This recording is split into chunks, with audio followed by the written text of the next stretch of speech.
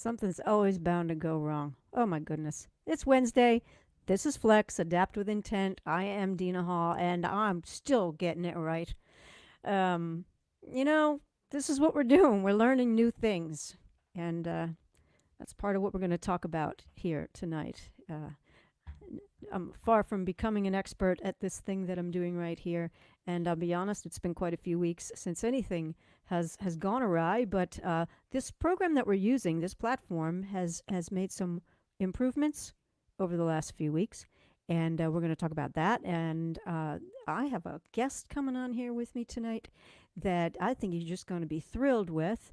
And we are going to talk about how we move from kind of how you move from being like a solo musician, a solo singer songwriter, performer, and you move into the producer's chair and you present and help others present these live streams during this pandemic. So, would you please welcome my new friend, Kellie Lin Knott?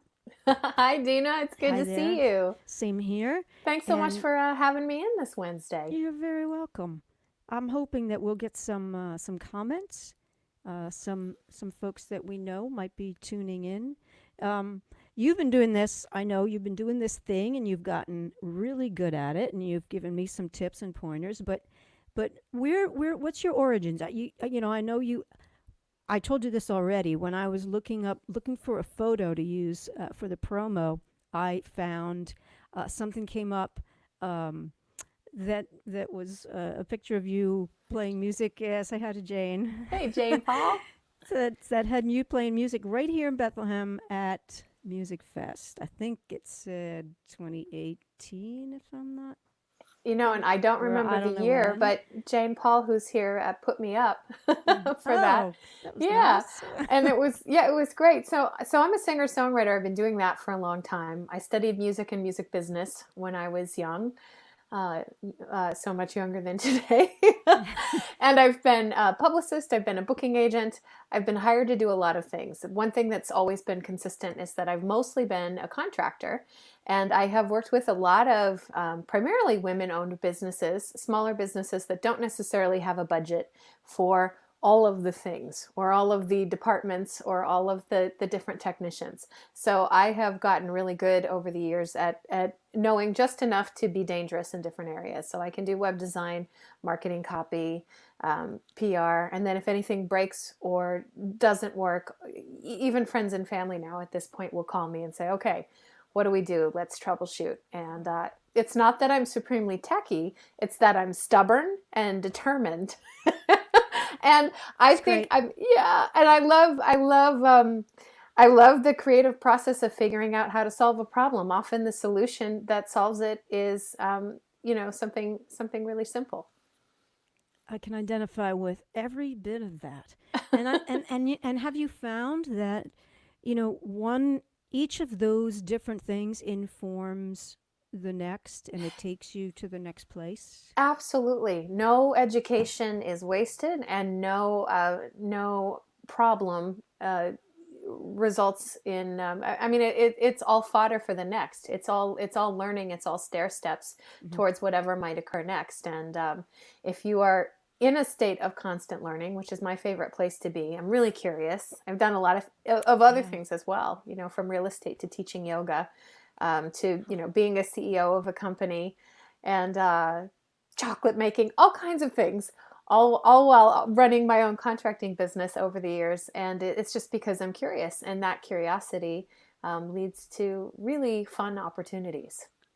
It does. And you're not even that old. 41. Oh, So I didn't not ask. that old. Not that old. Not that Not that old. old. You're not even ready for retirement. Not even close. No. You've got so much more to go. That's fabulous. So I know that you're from Minneapolis. That's where you are right now. Yes. Hmm. And you spent some time in Hawaii. Lived in Hawaii for 5 years on the island of Kauai. A good Hmm. friend of mine asked for some help opening a chocolate making business there. She needed marketing and web support, and she was teaching people how to make chocolate because it grows there. The chocolate trees grow on the island of Kauai in Hawaii. It's the only place in the US where it consistently grows. And she said chocolate and Hawaii, and I didn't hear anything else. I just said, when? When are we going? And you were gone. and I was gone. So that was 5 years, and we kind of knew it was going to be 5 years. And it was great. It was a really interesting business. I met a lot of fun people and wound up actually playing a lot of music after not playing music for a while, just because the resorts like singers. And I could sing in different styles. So I worked with chocolate, played a lot of music, did some bookkeeping.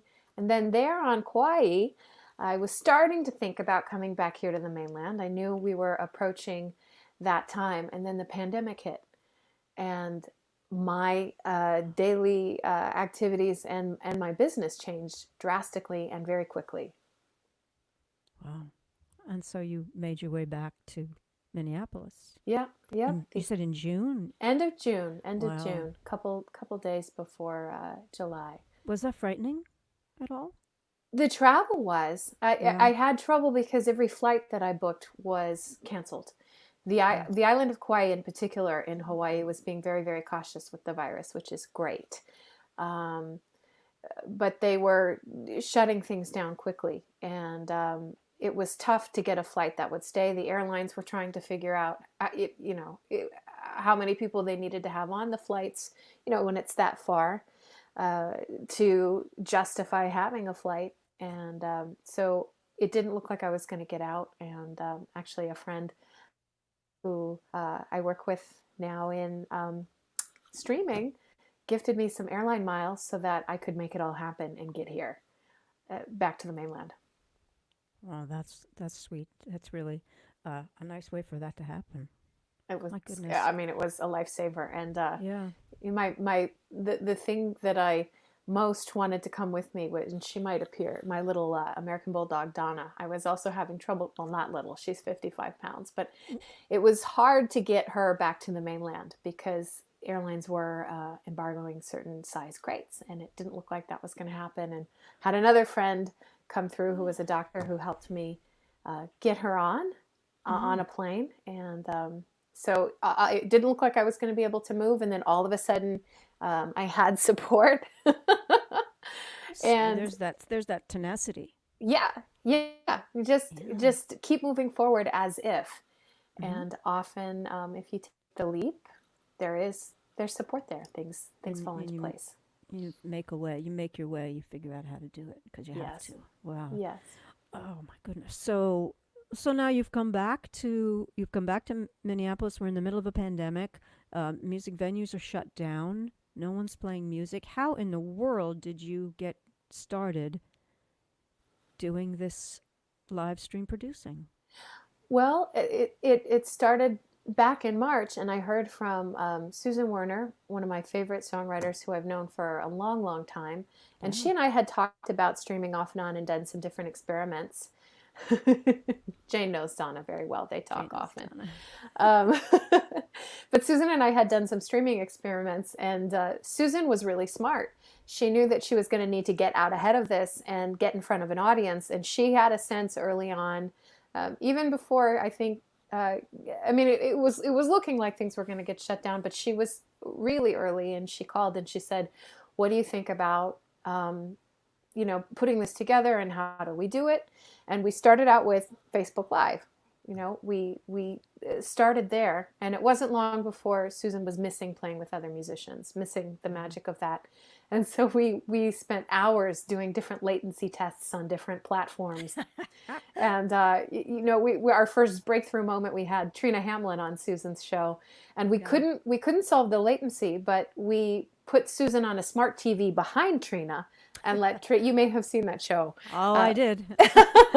We were so excited, and it worked, and it sounded, pretty good.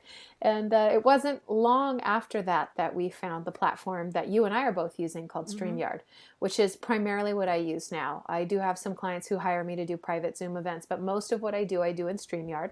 I spend a lot of time teaching people how to use the program. So that's one segment of my business, just teaching people how to use it on their own. And sometimes running the first show for and with them.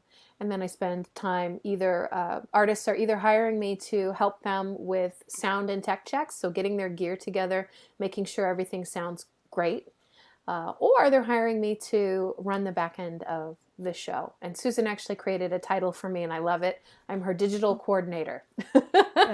That's excellent. Yeah, So that program that you're mentioning, that I was watching that, well, because Susan obviously and Trina, I is in my heart. I love, amazing. absolutely love Trina from a personal standpoint, not just musically. And knew they were going to do this thing together, and I thought, how in the world are they going to do this? Because I'm trying to figure out how people are getting this split screen thing happening, and what's going on. And there's Trina sitting there with that screen behind her with the cloth over it, and they're eating cereal and having a really good time and giggling, and then and I just laugh, and I'm like, how in the world is this thing happening? Susan's on the screen. They must have recorded these ahead of time, and I'm watching this, and I thought, I gotta know. And I think I sent an email to Jane, Paul. Jane, I Oh, know you're Jane was watching. here. Jane would know. And I sent an email to Jane, and Jane's like, I don't know how they do it. I have no idea how they do it. It's just incredible. And um, and then I was scrolling through Facebook one day, just sort of, I don't know what I was looking at, and I saw this some young people that I know that have a band, and I saw this thing on their Facebook wall that was four of them in the screen, and I saw the little StreamYard logo in the top, which first of all I wouldn't have known other than that because that's the free That's version. the free version if Free you see the version. logo. But Yeah. it still does a lot. You can get a lot You done with can the do a free lot version. with that. You're just going And to be so, branded. yeah, so I saw that and I thought, well, let me look into this. And I checked it out and I found some other people that were using it. And I said, all right, I'm going to learn this. Yeah, so thank you. I thank Oh, you and Susan. Thank you so much for Susan helping me especially. get into this. Yeah. She's the Yeah. innovator, and she's Oh, been so kind. She was kind to think of me in the first place and kind to have me on all of this time. It's been some of the most fun I have had in my entire career of doing many things. I'm such a fan of her music and her personally. mm-hmm. So to spend time together each week and getting to see what this means to the fans who consistently show up and Yeah. greet each other and are now a really cohesive community that spans, distance and time zones. It's really special, and I feel very grateful. And that one sentence, that one nice long sentence that you just said touched on so many points for me that I wanted to make sure we cover. Oh, good. One of which is the community that gets formed when people are they're in the comments and they're checking in from all different places, um, and sometimes they initially know each other, and all of a sudden, what they start y- they start developing a whole new community from across the world for some people. It's fun because on all of the streams that I participate in, especially the streams where I'm working with the same artists week after week, you see people get to know each other. You see people just as if someone walks into the room for the first time. People approach some of the new people and say Oh, hello, and people share things with each other. It's my birthday, it's my anniversary. I'm not feeling well. I lost my job. Any of those things, and the community rushes forward, and there's conversation about that. With Susan's show, Susan thought early on that we should start early so people could greet each other and we could see where they were coming from. And we've okay. kept that. We start the show 4 minutes early every week, and people show up. They are there at that time and they're greeting each other and saying hello to each other. And that's a part of the magic. And when that's happening, are you? I know that the comments will show up, and this is for people who are watching this that don't really know, what we're actually doing here. You've got a separate feed of comments on your Facebook, a separate feed on the YouTube. Those two aren't people aren't seeing both of those at one time. Maybe Yes. if you're going out to another platform, there's a whole other set of comments. But what we can do here, just like I've done, I only have this couple I'm going to put back up here from Jane. If I put this up here, this is going to show on YouTube as well. So that's actually expanding that community even greater because it's uniting both of those platforms where It people are is. watching. And that's something very consciously that we try to do. I use StreamYard's 8 platform Mm-hmm. monthly membership. I can do up to 8. I'm generally only doing about 5 at a time. But we are watching to see what platform people are on, and we try to bring them because we want them to know that they're seen, that we see and hear them, and that they're a part of things. And we have made a big transition with Susan's audience in particular. We've been inviting people to come over to YouTube. The sound is a little better on YouTube. Sometimes the image is better on YouTube. And we have less trouble with, every once in a while, Facebook will do something goofy and take down a stream or pause a stream or mute a stream for no good reason. They have bots that look for certain things. And so we have taught the audience to go to YouTube. And what we're finding is they love the community of Facebook. So a lot of them throw the show up on their smart TV via YouTube. And then they have their phones here so they can talk to their friends. And they achieve both. And the other streams that I'm working on now are we're seeing the same thing. People migrating to YouTube for ease of use and then holding on to Facebook for community.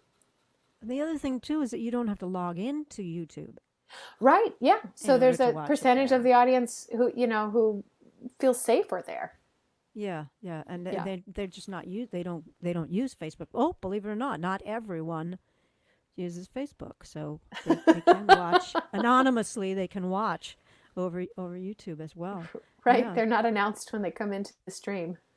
So does any of that cause distraction? So when Susan Werner would typically play in a listening room environment, because I'm sure other than a larger venue, like a large venue. Most of these are we're going to keep using Susan. I'm sorry. Susan, here's your commercial.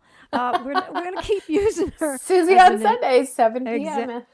That's right. Eastern. As an example, because it's so poignant and it really speaks to what we're talking about, is that if she's playing in a listening room, whether it be Passim or Kellie Lin or Godfrey Daniels or, somewhere along many others, but those are listening rooms, and people are they do not speak during the show. But during these, they're just like their fingers are doing all the talking, and their ears are listening, their eyes are watching, but they're still engaging with other people. Does that become at all, do you think it becomes distracting at all to the artist?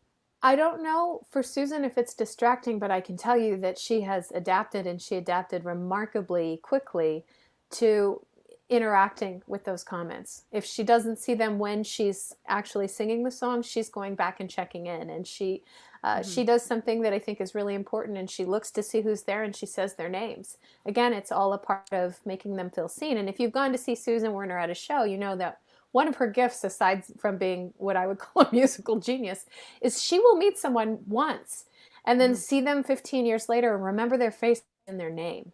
She's really, and she can remember something about the interaction as well. She's really, really gifted at making people feel seen and warmly welcomed at her events. And I think she's found a way to do that online. And I think that's why the stream is thriving. We still have great numbers of people showing up, and we have really loyal fans who show up every week without fail. I mean, we have hundreds of people who have not missed a stream since I think March 15th was the first one. And that's due to Susan and her approach. She's really smart about how she does things, and she really cares about the audience, and that comes across in the stream as well. And so another point to make on this, and this will lead me into something else, is that, for example, this last one, and you had that split screen thing we're talking about, just like we're doing here. We talked about the latency. So you can't truly have two people playing music from different places at the same time. I know that there are some who have found a way to sort of make it work. Susan does it, but she does the math. So she does the math in her head, thank you. Okay. Yeah, and so some can do it. Not many can manage that, but Susan does guest shows, has guest artists in, and generally they do a duet video. And they put footage together and send it to me, and I help, get that on screen so they can play together. But then generally they also do a live piece, and we test the latency prior to the show. And Susan created all of this. We test the latency prior to the show. She figures out the math and then just goes for it. And it works. Okay. Interesting. Very, very interesting. Yeah. She's careful about what she plays. It can't be too busy, Okay. But but she's doing the math, and she's Mm. generally, singing ahead of what she's hearing, which is challenging. Okay, that's challenging and it's brilliant all at the same time. Yeah. And you know, the next place I was gonna go with this is that talking about having a guest, I can only imagine that if you can do that swap and the rapport is incredible, that takes the audience to a whole other level. For example, this past Sunday, you had this wonderful thing going on back and forth between Vance Gilbert and Susan, two of the funniest individuals I've ever seen on a stage by themselves. So put them together, and I haven't laughed a whole lot since March, but Sunday night I sat at the kitchen table eating dinner and and keeping the food in my mouth so that because I was laughing so much. It was very funny. Um, It was the perfect so show for that yeah, moment in time too. I feel like those two served up the perfect right. medicine for what we were approaching. So that becomes now you as the producer. There's a certain amount of finessing, right? That you're doing on the back end, knowing when to solo someone on the screen, when to have them in together. Well, and with Susan and Vance, so if you're for those who are watching, if you're in StreamYard, we have a backstage area, and below our big screen, we can see if you're in as a producer, you can see whoever else is backstage.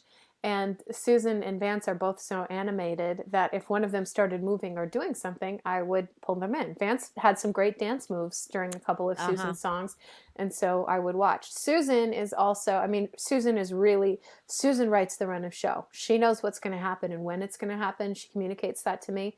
But if anything is going to shift, she is great at just cueing it in the moment, and we make it happen. I mean, we've had moments where her keyboard went out, and she cued me to a video. We went into a different room in StreamYard, fixed the sound, and we were back before the 4 minutes were up. And again, this is Susan, and it's so much fun to work with her because I learned from her. That is also helpful for other clients, but she knows what she's doing. And so once now you've settled into this, or I'm sorry, we're going to move away from Susan for a bit. Um, you obviously have some wonderful connections in this indie, small label singer songwriters across the country. And one of the things I learned is that Jonathan Brooke lives only, what, 15 minutes from you out in Minneapolis, something like Yes, that? she's very close She's not by. far from you. Yeah. And so how did you come to begin to work? Because you're handling producing hers as well, is that right? I'm not producing for her. I taught Ah. her team.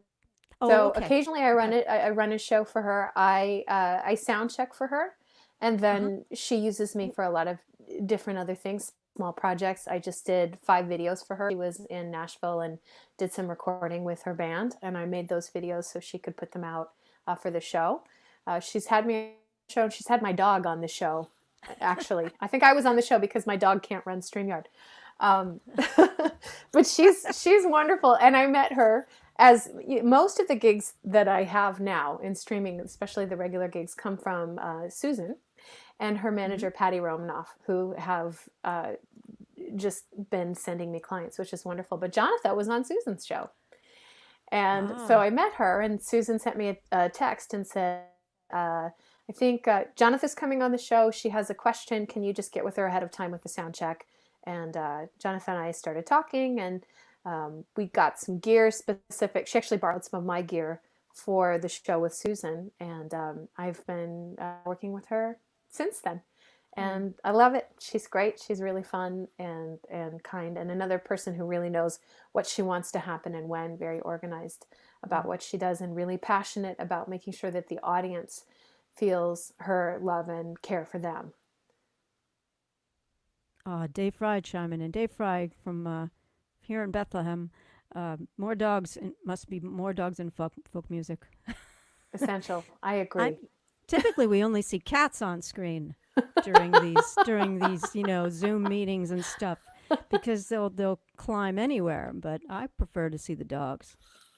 Is she here? She's here. Yeah, She's that's in the sweet. chair with me, but she's tired. We had some big I walks, and think she she's helped me. snoring. I think I can hear it. She she does. She does that. That's great. Yeah. But a So lot of times she's here. now, when you're working with these folks, and I'm asking you questions that these are not in your control, and you're in the middle of the country. Now, I've asked you to come on here at 7:30, so it's 6:30 where you are. Yes. When these folks wait, I'll watch this one. Oh, more dogs in the White Ah. House too. When these folks are choosing what time, they have to factor in. So, you have to be on call depending on what time somebody might be, streaming from the East Coast, streaming from the West Coast, from the middle. And everyone has to, at this point now, can think beyond their own town and what time is it here. And I think you can shed a little light on that as well, right? Yeah, well, when I was living in Hawaii, I also do a stream as a singer. I do on Tuesday nights, and I was doing it at 2:30 in the afternoon so that I could hit 7:30 Central, 8:30 Eastern, because Oh, most of the people who I know over the years, that's where they are. So when you're choosing a time, you need to know where your audience is going to be, or where the majority of them will be, because you're going for maximum engagement so that more people will see the show, more people will share the show, and or tag friends to come in so that you can continue to work on growth. So time is a factor. Luckily, most of the people that I work with choose a time and then stick with it. But I will say that a work day for me starts around 4 a.m. and oftentimes is done around 9 p.m. And that's because a lot of the shows are in the evening. And there's prep for the shows. There's if I'm being hired to make videos or graphics for the shows, which I also do. I do a lot of that creative work in the morning when I have more brain cells. really? Yeah, early morning. And also, nobody's calling me. Nobody's Uh-huh. calling and asking for help. I do tutorials also earlier in the day. If I'm teaching anybody various programs, I do that earlier in the day, and I try to save the evenings for shows, special events, and then regular shows. Mm. Jonathan's show is Mondays at 2 p.m. Central. Susan is Sunday, 7 p.m. Eastern. The Nields, 7 p.m. Eastern on Monday nights. And then Dar generally does Thursday nights, 7 p.m. Eastern, Dar Williams. And so it's worked out. And each of these folks have found their niche. They found that spot that they like to stick with. And then I'm wondering if it, depending on the level of where your fans are, do you consider? I mean, I know a handful of folk musicians here have a lot of fans in Germany.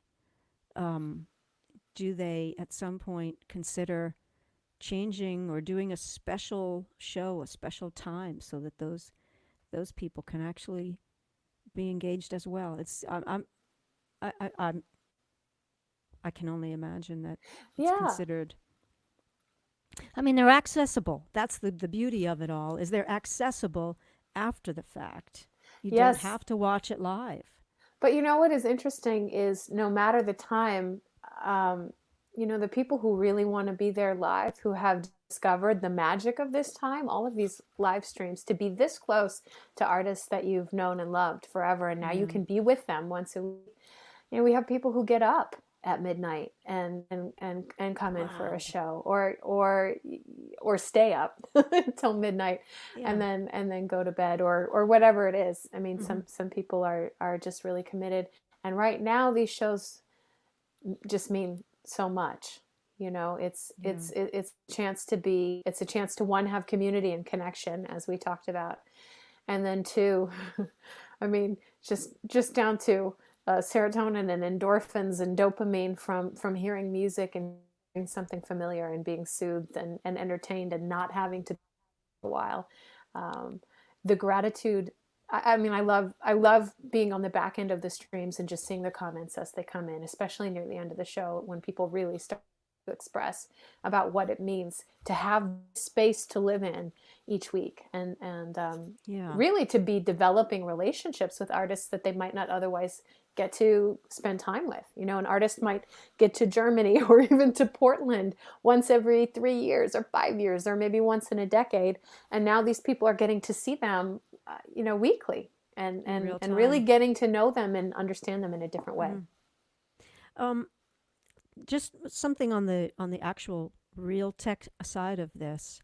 One of the things that you and I talked about before we came on this. Number one, we've talked about StreamYard in particular because we're using it. We're watching how we're watching the changes happen, the improvements, and I've been talking about this since I started this program in June, and I had been chatting with people back then about whether these platforms would change and evolve to suit the people that are going to really be using them. And I think that we're seeing them. And what you've been able to do is stay in a chat conversation with the people at StreamYard so that you could get your questions answered This is one of the when you reasons need them. why I was drawn to this program. And again, we started using it first with Susan, but I was so impressed by the fact that I can chat with anyone at any point in time and generally have an answer back in a few minutes. Mm. There's also some great community groups on social media with people who are using StreamYard. And they weekly announce updates. So I know where to tune in and what to watch for. But every time I log in, there are specific settings that I want artists to use for optimal sound. And so I log in and always check on my end. And recently there have been a lot of changes, and StreamYard plans to continue to change. One of the most powerful changes, I think, that happened last week is now I, as the digital coordinator backstage here, can change the volume of the different guests. So if I have one guest who is supremely loud, I can adjust that volume live during the show. Now, if they've got an instrument in multiple channels, I can only adjust their master volume. I can't adjust them singly. But what I found working with a lot of different artists and musicians and different interfaces, different equipment, if they're using an interface or they have a mic with volume, it's no problem to match volume. Sometimes if people are just on a Mac or PC with no interface, their volume is 5 times louder than that of someone who's on an interface. And Yeah. it's hard to coach them. And sometimes the computers will automate volume. So StreamYard has heard us, because you can put in feature requests at any point in time. And this is one that a lot of people wanted, definitely me. They've heard us, and they've made that shift. And now we can normalize volume, neutralize volume between multiple guests throughout the show without disrupting the show. We're having to go old school and text the artist and say, turn Oh it yeah. down.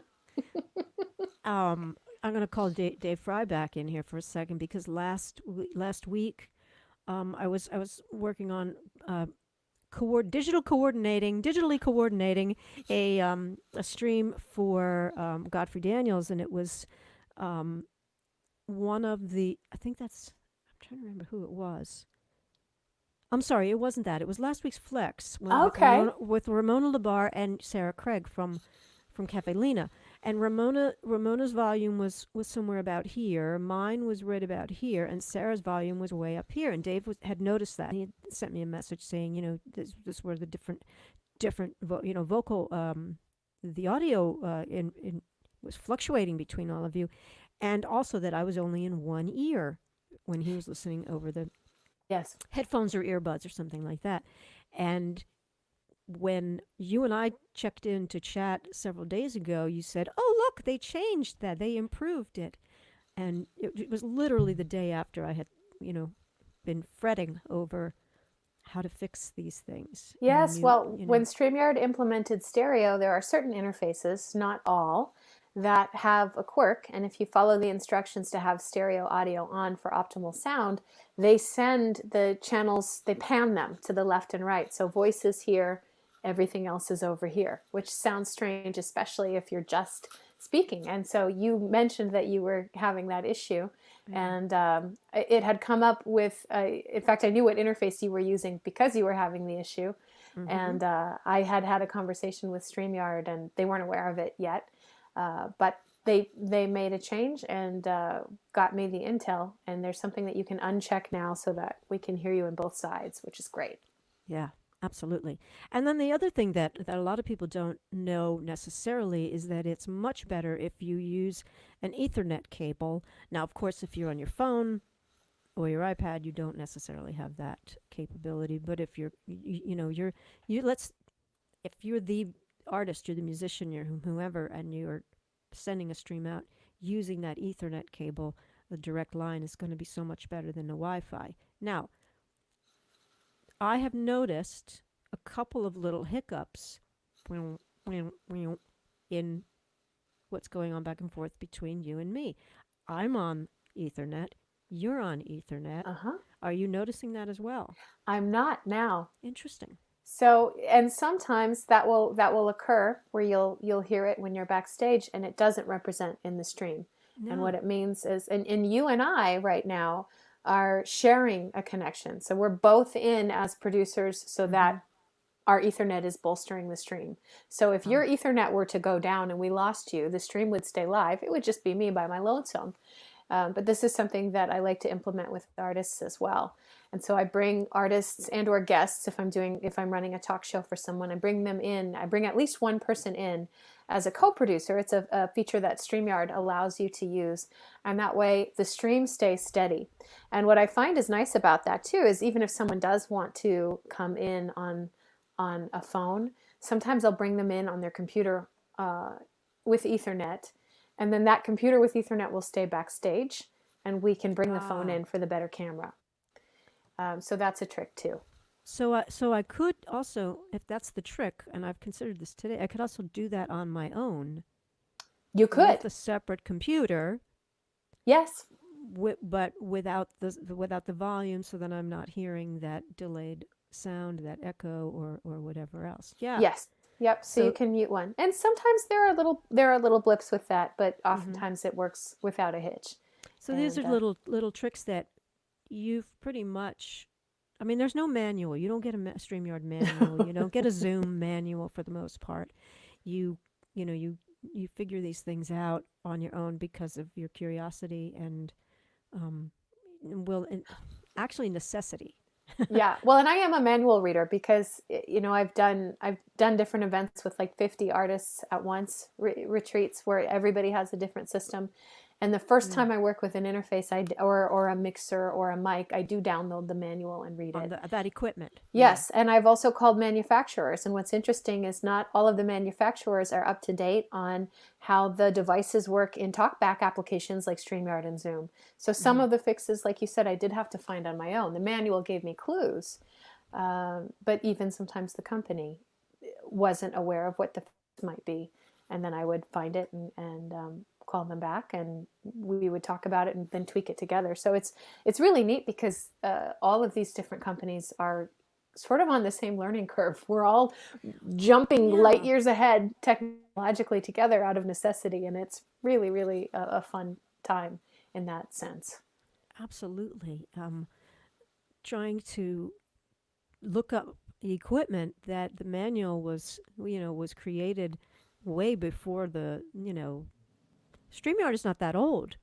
It hasn't been around that long. I was watching one of the tutorials today. I think it's only like a year or two. Well, I think it's a little longer than that. I think who was using it first and who made us first consider it. And I think you might have reached out to her too, Erin McCune. Erin McCune, sure. Yeah, She she mentioned was. that in the very I beginning. think she's been streaming for 9 years. I don't know if she's been Oh, using StreamYard for that whole time. I don't. I don't know. I don't know her personally, but Susan reached out to her, and that's where I Uh-huh. think that's where we first heard of StreamYard and started testing when we Yeah. were doing all of our Erin latency tests. Erin was a self-proclaimed StreamYard evangelist. I remember her words. Wow, it's great. It really Hmm. is a phenomenal program. What I love about it, just for who are considering doing this, everything is one click on, one click off. So if I want to put, speaking of off, if I want titles on the screen, if I want to put titles on the screen, one click on. If I want to bring a guest in, one click on. If I want to play a video, one click. It's very, very user-friendly. It was meant to replace OBS, which is open source software that works very well for streaming, but is very complicated. And if something goes wrong and you're not well versed in it, there's a lot of troubleshooting. You have to look in more nooks and crannies to find a solution. And with StreamYard, it doesn't take long to know if something sounds strange or isn't working. There are a couple things you can try right away that will usually solve the problem. And they're getting audio that really comes out pretty great, especially if you have an artist who has an ear. I create sound check groups for the artists, and a lot of them work on the sound on their own. They go back and listen and tweak so that they're hearing what they want to hear, or as close to as possible. They're hearing what they want to hear. And then when we do a sound check, it's just making sure levels are good, making sure that levels are not going to be too much louder or lower than any collateral that we're playing, any videos. We don't want the audience to feel like they have to turn their volume up and down throughout the stream. And a lot of them don't know how to turn their volume up or down, so we want to cause pain. Little things like that. And that's the beauty of having someone in the producer's chair, because it's very difficult when you're you want these banners to come up. You want people to know this might say what it says right now. I might want that to say where my PayPal and my Venmo, tip link might be. And I might want to change that. I might want to now show, this is Kellie Lin's website right there. Folks, if you want to know more about her, I encourage you to go to the website. You can learn about her music and listen to that, and that's all there. I can also tell you, and I'm going to take a moment right now and do this, 10% of tips from this program from Flex are being donated to Turning Point of the Lehigh Valley. So there is my link, paypal.me/DinaHall2020, and I have set up a monthly donation, a monthly payment to Turning Point of Lehigh Valley. That's great. And I say thank you. And for those who don't know what that is an agency here in the Lehigh Valley that provides resources and services for folks who are experiencing domestic abuse. And we all know that during a time period when we're locked in our homes, our children are home for hours and hours and hours at a time, and we're not working, things get a little heated. And in volatile households, there's a danger. So that became really important for me, and initially, started that thing up. So some of the other things that we're able to do, from back here in this chair, is we can change the background as well as we like to, and that's nice. I like this one. That's like just my hair. It's kind of cool. That looks good for you. I like it. We'll leave that there. We can also bring up little overlays if you want to. I don't have any of that in here, but some people call it a lower third, and that's what these banners are. These are called lower thirds. If you've heard that term recently, that's what that means.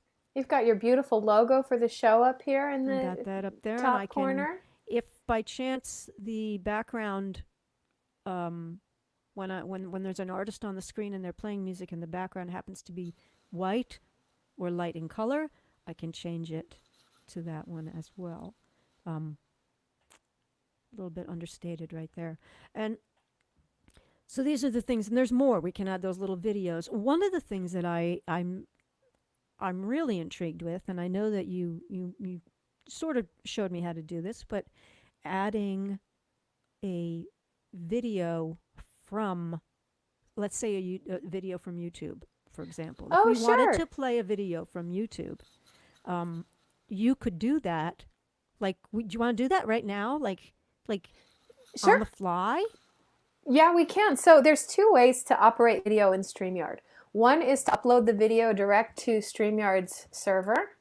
And those videos have to be under 100 MB and under 5 minutes. So if you can get a video down to that size, I'm opening YouTube while I'm chatting. Mm-hmm. That's been my challenge, by the way. Right. The size of the file. I have attempted this. Yes, I use a program called Handbrake to shrink those down, and I can share information on that.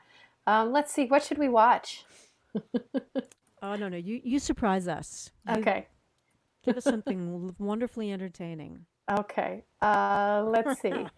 All right, I have something.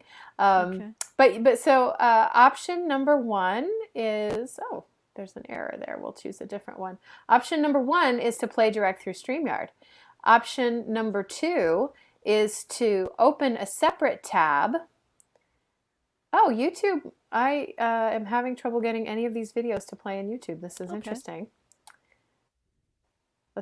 Let me try to reload. Yeah, let me try one other one. Maybe YouTube Uh, is down. there appears to be, I'm trying multiple artists and I can see all the videos, but none of them will play. But I can still show you. I can still show you what it would look like since Uh-huh. you've been kind enough to invite me in as a co-producer so that I Yeah. have control access. I can I click still on have no share. idea what you're doing right now, but I'll tell you. So I can click on share screen just like you would in Zoom. And then mm-hmm. I make sure to click on share audio. And I'm in Chrome, so I use Chrome tab. Okay, so And that's I the key, select, right? You yep, do have to use Chrome in order to. Okay. You do yes. have to And use so Chrome in order here, to do now that. this is easier to do with two computers, but here's my video. Actually, it's Jonathan's video. I tried Susan first and that didn't work. But I can go into my separate tab and make the video full screen. And if I don't have a paid YouTube account, what I do is I set these videos up prior to the show and make sure that I play through any ads. They're queued up, they're ready to go. And then with one click, I can take this video off screen. It's queued up and ready to go. And when the artist cues me, I click on it. Then I have to go to another window and play video, Uh-huh. which for some reason, none of these Y- YouTube videos seem to be No, I available. think But something might be wrong. I, my, I had the YouTube feed on my iPad over here, and it started spinning. oh, So Jeff Huff says we're all having the same having the trouble. same trouble. Interesting. Okay, Huh, yeah. I wonder if that's happening with the live stream that we're doing now. I wonder if people are I watching on. have I have a feeling, yeah, that might Yeah. be the case because we have zero people watching on YouTube. If you Yeah, look at that's odd. top corner, he says YouTube YouTube won't won't load. load. Oh, All poor right. YouTube. That is, wow, that's a big one. Well, mm-hmm. But Well, in theory, 99% of the time, it works. And it's great. So for longer videos, if your artist yeah. has done the dance mix and doesn't want you to edit it down to something smaller, Jane says it's the Oh, Russians. Jane. Jane. Oh, Jane. Oh, Jane. Yes, but you can play videos other ways, and that's great. So what's really nice about StreamYard is that it gives everybody an opportunity to put together a professionally produced show with different elements, and it's a way to keep things fresh without having to have a whole lot of technical expertise. It helps, but you can learn it very, very quickly, and it just I think I think that this program and this time is actually going to be good for artists in the long run. I think being forced to learn this technology and coming together in community in this way, in these shows that people are doing, will help if and when people get back out on the road. There are still people that Yeah. they're only going to see once a year, once every 3 years, or once a decade. And I'm hoping that many artists continue to do these shows to stay connected with fans that they wouldn't otherwise see. I know it's been great for some who have released new product because Yeah. there are more people who are seeing them on a regular basis who want to jump in right away and support. So I think it could really be a boon if people Yeah. continue to incorporate it into their strategy. I was just thinking back to March or April. I really, wasn't like jumping on board with this live stream because in my at my level, I would run out of material. You take Yeah, people like Jonathan Brooke, Dar Williams, Susan Warner. They have they've got decades, songs. decades, and then when they're, they can also like, go into, let's play songs of the '70s and let's play whatever's. So I tried to break these into little workshop type. One was a percussion workshop talking Oh, about percussion. And I had people, families were watching and I'd like go into the kitchen and get some things that you can, make percussion with. And it was nice and with little vignettes. And there was another one where, music, taking songs, my own original music songs and how covers that I had heard over the years and even other things had influenced the songwriting of these. But what I was doing, this is prior to knowing about this StreamYard, what I did was I would set on this device that I have here, I would set the iPad Oh, on yeah. one uh, you know, clip thing, held it, and above that I had so Facebook was so it was Facebook Live on the iPad. It Yeah. was Instagram Live Yes. Yes. on my Yes. phone, and then I had another phone, an old iPhone that I was recording just to get the recording, and that I put up later on YouTube, and I Yes. edited that. And This, that's what a lot of people were doing. yeah, this I have not actually played music in a live stream situation through this platform yet, but I can definitely see that possibly happening where I can send it out over now 3 channels. Well, It's not Instagram. They won't. They're not accepting that.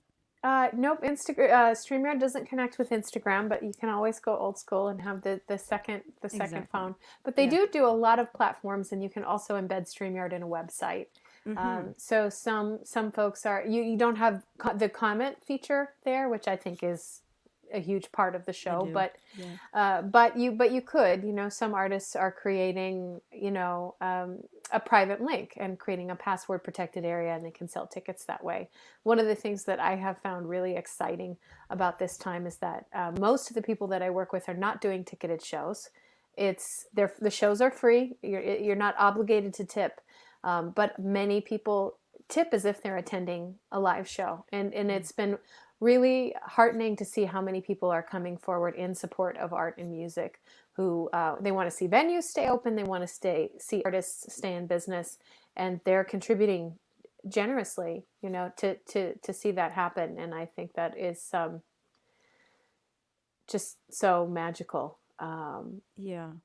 I agree with you on that one. I um, put out a survey a couple of weeks ago on behalf of an organization that I'm working for, and 4 questions because it comes up. Should we have a ticket?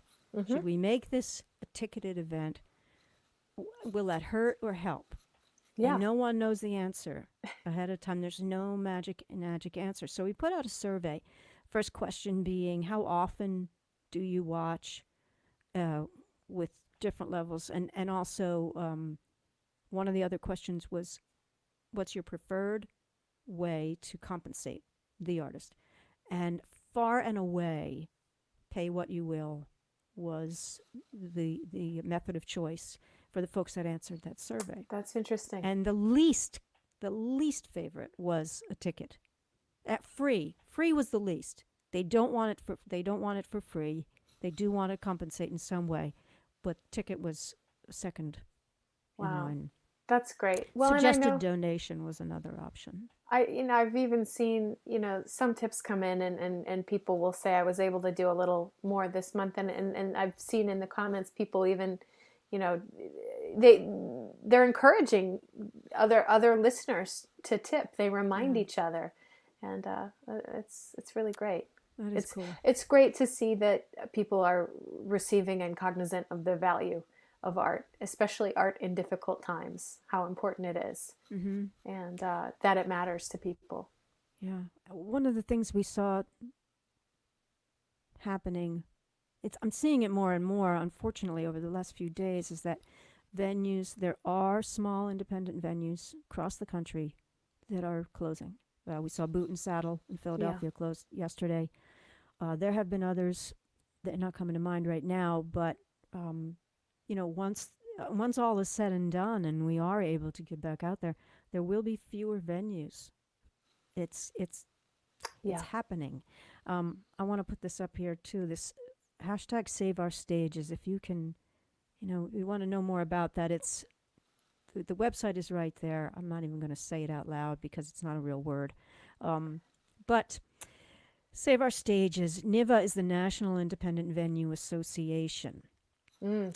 and they are basically working hard to get legislators to number one, now they're trying to get them to sign that HEROES Act, which includes money for independent venues. But Mhm. something new that was started, that I saw today come through, it's National Independent Venue Foundation, whereby people can donate to the foundation. And then that money, whether it's through grants or some other way of disbursement, will make Mhm. its way back to these independent venues across the country. So I do encourage anyone who's interested in this, uh, check out that website and use that hashtag Save Our Stages in your, in your Instagram, in your Twitter. Facebook is not so much for the hashtags, but we need to keep that present, on the forefront of everybody's mind. Because as much as we're enjoying the fun we're having back here, we do want to get out and play music for people again. Yeah, and we Yeah, want the venues to survive and thrive so they yeah, can continue yeah, to provide, yeah. We programming definitely and do. community. Yeah. Wow. Well, this has been an absolutely wonderful time talking with you. I'm sure you and I could talk about this for a lot Oh longer. yeah. And who knows? Maybe we'll come back again in a month or so and maybe we can have a monthly check-in. Who knows? Oh, I would Um, love it. right? I think we could work on that. But you're a busy lady, so and I appreciate that. That's wonderful. Okay, one last time for everyone. Kellie Lin Knott, singer-songwriter, musician, educator, currently a tutor for live streaming and/or running live streams and private concerts, otherwise known as digital coordinator. Digital coordinator, Yes, the term website coined by Susan Werner. Susan Werner. KellieLin.com is the website, and 10% of tips donated to Turning Point of the Lehigh Valley, and there's the link as well. And I thank you very much for hanging out with me tonight. I really did appreciate it. I think we got a. Oh, Jane has a positive comment. Great show. Thank you, Jane. Thank Thank you, Jane. and I thank Jane for actually introducing me to you in a virtual way. Yes, Yeah, yes. thank you. Jane connected us, and then we also Yeah, met again by chance through Patty Romanoff and the Neils, and that was fun that's right. too. Dina, Yeah, thank you so absolutely. much for the You're invite. welcome. This was fun. I'd love to talk to you anytime, and Okay. thank you for doing what you're doing. Thanks a bunch. All right, we'll chat again later. Oh, one thing. I always have to give a high five to the guest. Can you do it? Oh, this is more challenging than. No, I don't know if I can do it. Come on. I'm All right. just gonna go I'm not like gonna that. give you the hit. I'm not gonna give it away, but oh, you're so close. We did it. All right. See ya. Bye. Good night, everybody. Thank you. Bye. Thanks all for watching. Stay tuned. I'll let you know what's coming up next, but I'm not telling you right now.